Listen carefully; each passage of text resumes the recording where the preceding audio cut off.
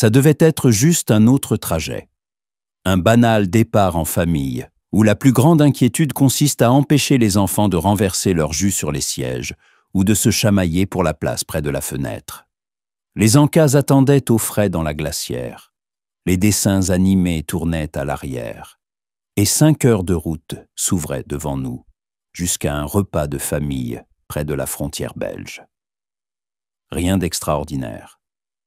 Un simple week-end fait de sourires figés, d'embrassades maladroites et de ce jeu convenu qui prétend que le passé ne flotte pas dans l'air comme un parfum éventé. Je conduisais, comme toujours. Ma femme, Héloïse, était assise à côté de moi et feuilletait une revue. Les enfants, 6, 8 et 11 ans, restaient scotchés à leurs écrans, tout en se disputant des frontières invisibles sur les coussins des sièges. C'était la paix familiale. Bruyante, brouillonne, mais donnant l'illusion que tout est sous contrôle, alors qu'en vérité, on tient à peine la barre. Et c'est précisément là que tout a basculé. Depuis 10 minutes au moins, Héloïse ne tournait plus la page, même si elle faisait semblant de lire.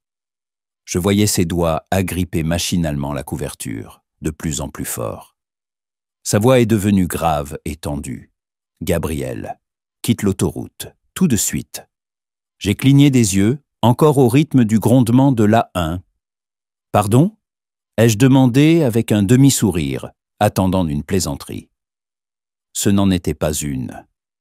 Ses yeux restaient fixés droit devant. « S'il te plaît, prends la prochaine sortie. » Je n'ai pas discuté. Non pas parce que je comprenais, mais parce que je connaissais ma femme.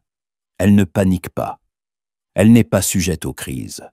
Alors, quand sa voix sonnait comme ça, comme cette nuit, où notre plus jeune s'était cogné la tête contre le béton de la cour, je l'ai écoutée. Je me suis déporté. La bretelle nous a doucement écartés. Les arbres se sont refermés de part et d'autre, comme si la route elle-même nous cachait de quelque chose pourquoi nous n'étions pas prêts. À peine avions-nous quitté l'autoroute que j'ai vu la tension des épaules d'Héloïse se relâcher un peu. Pas totalement, mais assez pour comprendre qu'elle retenait sa peur à bout de bras. « D'accord », ai-je fini par dire. « Qu'est-ce qui se passe, nom de... » Son regard ne quittait pas la route. « Le sac rouge », a-t-elle dit. « Celui que ton père t'a demandé de mettre dans le coffre. » Ce sac, un fourre-tout de plus qui, disait-il, ne tenait pas dans leur voiture. Je n'ai pas regardé dedans, je l'ai juste jeté dans le coffre. Je leur faisais entièrement confiance. À mes parents. Et voilà à quel point j'étais naïf. Nous avons roulé en silence encore une dizaine de minutes. Les enfants étaient trop absorbés pour remarquer qu'il se passait quelque chose.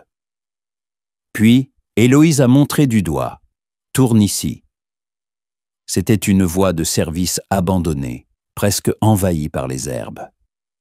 Je me suis arrêté. Héloïse est sortie et a marché vers le coffre. 1 minute, puis une autre. Enfin, elle a frappé à la vitre. « Gabriel, » a-t-elle dit tout bas, « il faut que tu vois ça. » Je suis descendu. Mon cœur battait sourdement, comme s'il savait déjà. Elle a ouvert le sac, des vêtements pliés, des lingettes, et dessous, un sachet plastique rempli de paquets soigneusement scellés.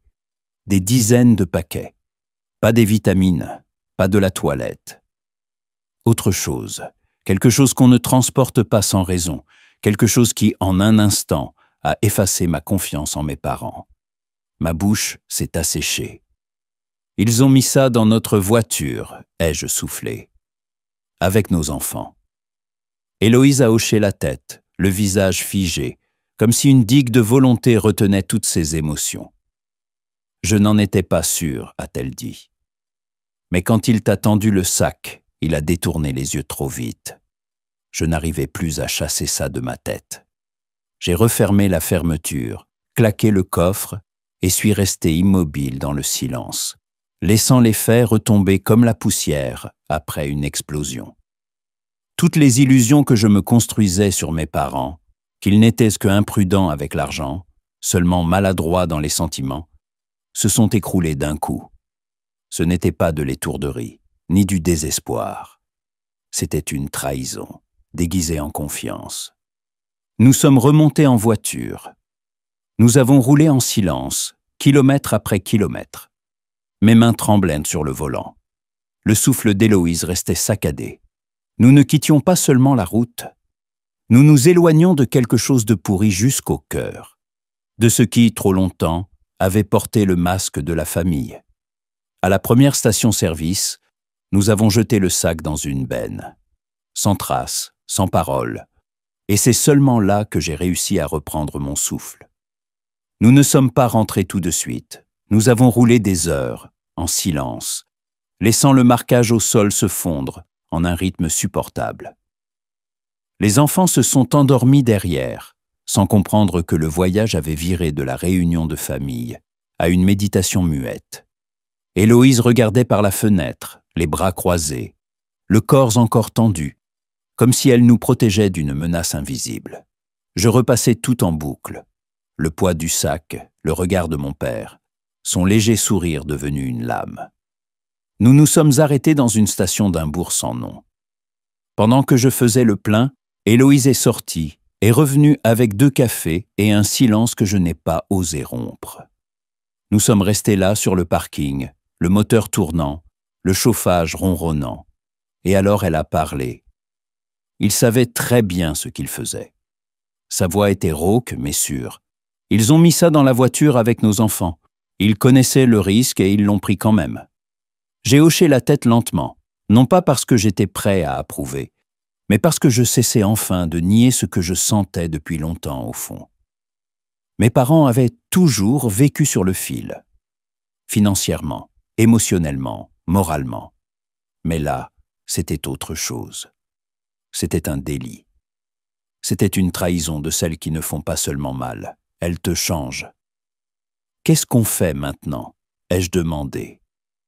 Et ça sonnait comme si je demandais « Que fait-on après un séisme ?» Héloïse n'a pas répondu.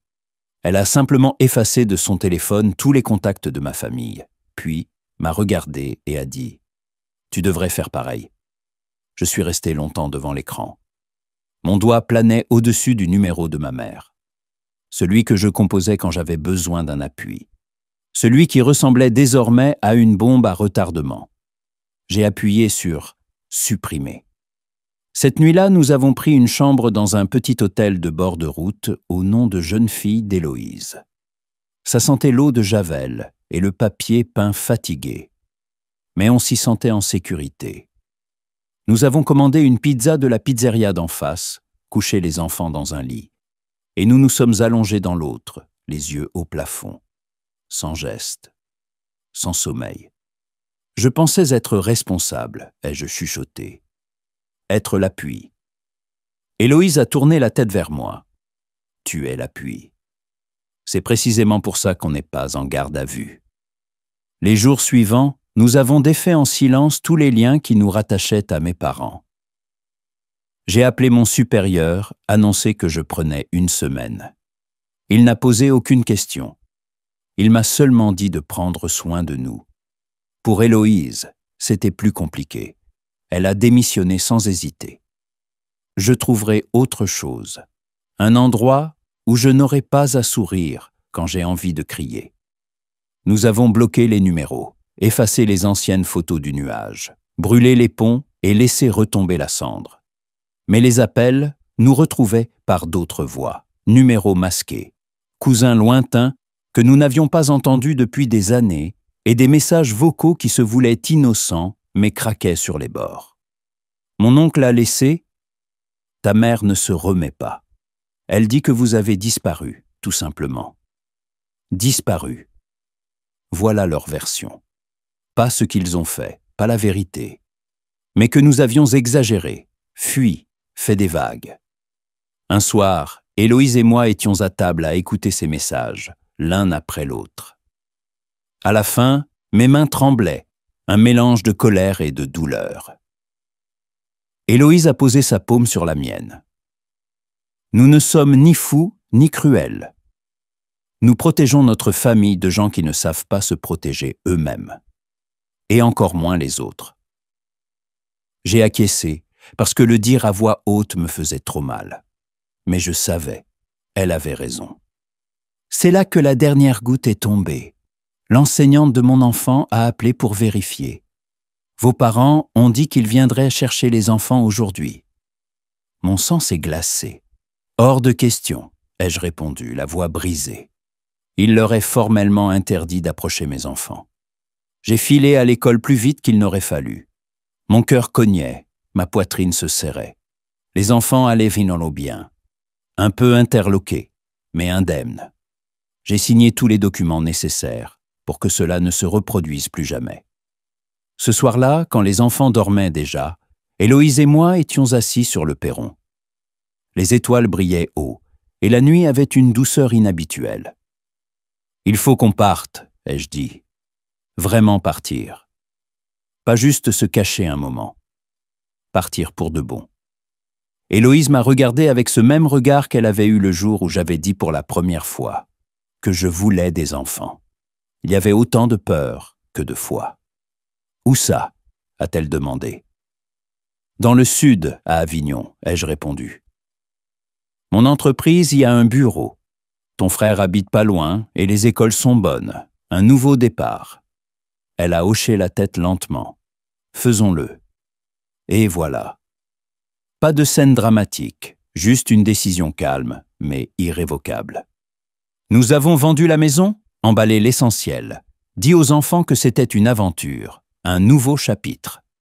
Nous n'avons dit au revoir à personne, et nous ne devions rien à personne. Nous avons simplement disparu, pas en fuyant, mais en marchant enfin vers la paix. Le Sud nous a accueillis dans un silence dont nous avions besoin sans le savoir. Les platanes étaient plus hauts, l'air plus clair. Et pour la première fois depuis des années, j'ai pu respirer à plein poumon sans sentir qu'on m'observait. Nous avons loué une petite maison à la périphérie de l'Isle-sur-la-Sorgue. Rien d'extraordinaire. Mais assez grande pour nous 5 et pour la vie que nous reconstruisions, morceau après morceau.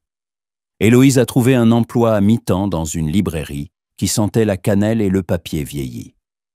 Moi, j'ai été muté dans le bureau régional d'Assurval, où personne ne connaissait mon histoire, ni le fait qu'un jour, j'avais transporté dans mon coffre le sac des fautes des autres. Les enfants ont intégré de nouvelles écoles, sans poser trop de questions. Du moins, pas les plus lourdes.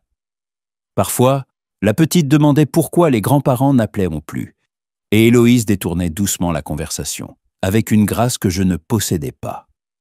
En vérité, ils se sont adaptés mieux que je ne l'aurais cru.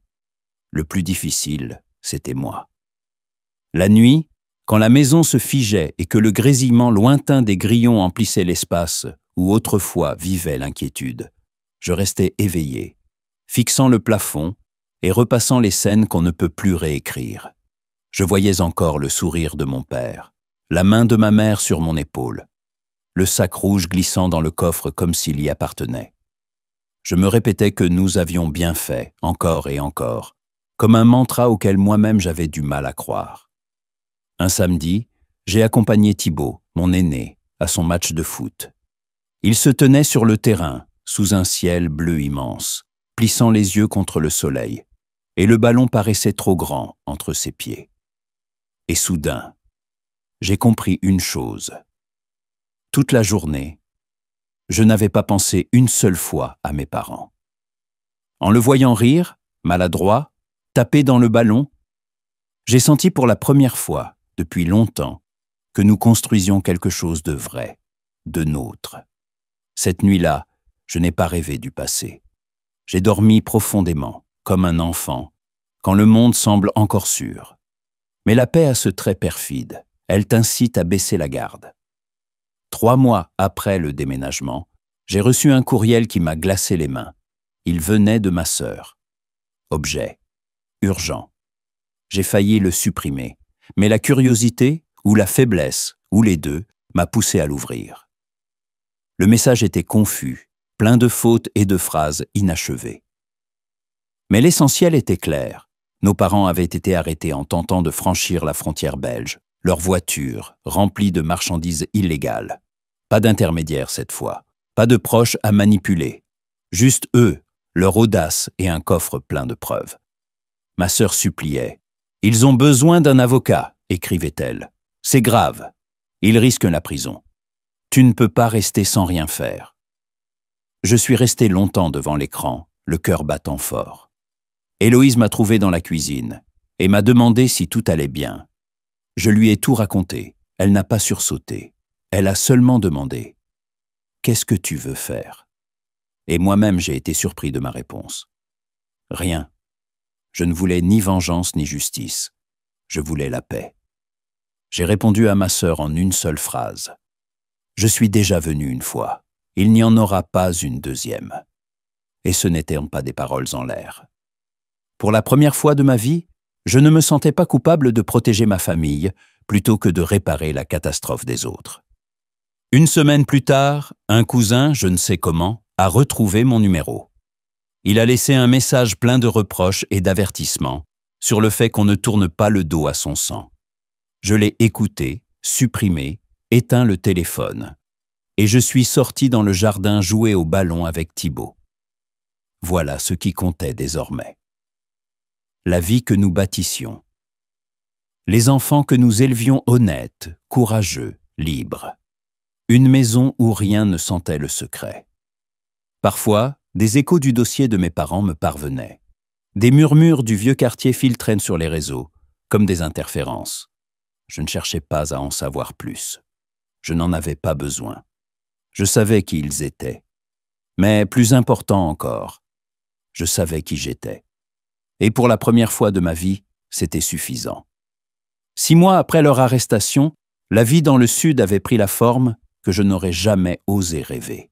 Vraie, simple, belle, normale. Les enfants avaient des amis. Héloïse organisait des dîners pour le club de lecture des parents le week-end. J'avais planté des tomates dans le jardin et pestais quand les lapins les grignotaient. Nous vivions des semaines entières, sans parler du passé. Mais la paix a un autre défaut. Elle rend le passé plus bruyant. Un soir froid de fin octobre, à la veille de la Toussaint, j'ai reçu une lettre. Pas un mail, pas un message vocal. Une vraie lettre dans la boîte aux lettres. Sur l'enveloppe, l'écriture de mon père. À l'intérieur, une carte illustrée d'un paysage et une seule phrase, tremblée. Tu as toujours su partir. Aucune excuse, aucune reconnaissance. Juste une arme silencieuse, déguisée en salutation. J'ai montré la carte à Héloïse. Elle l'a regardée, a soupiré et dit « Brûle-la si tu veux, garde-la si tu préfères, mais ne la laisse pas s'installer dans ta tête. » Je l'ai brûlée, parce qu'elle avait raison. Le lendemain pourtant, l'école de Thibaut m'a appelé. Quelqu'un se présentant comme son grand-père avait laissé un message pour savoir à quelle heure venir chercher les enfants. C'était louche. Je suis arrivé à l'école dans un brouillard de peur et de colère. Ma mâchoire était si crispée que j'avais du mal à parler au directeur. Ce soir-là, Héloïse et moi, nous sommes assis à table et avons décidé qu'il était temps de tout officialiser. Ordonnance de protection. Dossier complet sur les droits parentaux. Confidentialité de l'adresse. Non pas par peur qu'ils reviennent, mais parce que la paix ne doit jamais être prise pour un consentement. Quelques semaines plus tard, j'ai appris que mes parents avaient accepté un accord, 4 ans chacun. Peu, à mon goût, pour ce qu'ils avaient tenté de faire. Mais c'était déjà ça. Un chapitre s'est clos, et avec lui est venue la paix. Cette fois, elle n'était pas vide. Elle était pleine de petits moments qui s'assemblaient en quelque chose de solide. Des crêpes le samedi. Des films les soirs de pluie. Des balades à vélo avant le dîner. Un soir, en couchant Camille, elle m'a regardé et a dit « Papa, j'aime bien ici. Tout le monde a l'air heureux. » Ces mots m'ont brisé, mais dans le bon sens. Parce que les enfants ne prétendent pas se sentir en sécurité. Ils le sentent ou non. Et elle le sentait. Nous le sentions tous. Je ne vérifie plus le courrier avec angoisse. Je ne sursaute plus au téléphone. Je ne me justifie plus devant les cousins, les voisins ou quiconque commence une phrase par « mais ça reste tes parents ». Je ne leur dois rien. Et ce n'est pas de la cruauté, c'est la guérison. Voilà à quoi ressemblent les frontières quand on apprend enfin à les respecter, même si tu es le seul à le faire. Nous n'avons pas disparu. Nous n'avons pas brûlé tous les ponts. Nous en avons simplement construit de nouveaux, là où l'amour n'a pas de conditions. Et si vous êtes allés jusqu'ici et que vous vous demandez ce que vous auriez fait à ma place, partir ou rester, rompre ou pardonner, je n'ai pas de réponse pour vous. Mais je peux dire une chose. Quand quelqu'un vous tend un sac en disant « Fais-moi confiance », ouvrez-le toujours. Parce que parfois, l'amour ne se mesure pas à ce que vous êtes prêt à porter, mais au courage qu'il faut pour poser ce fardeau et partir pour toujours.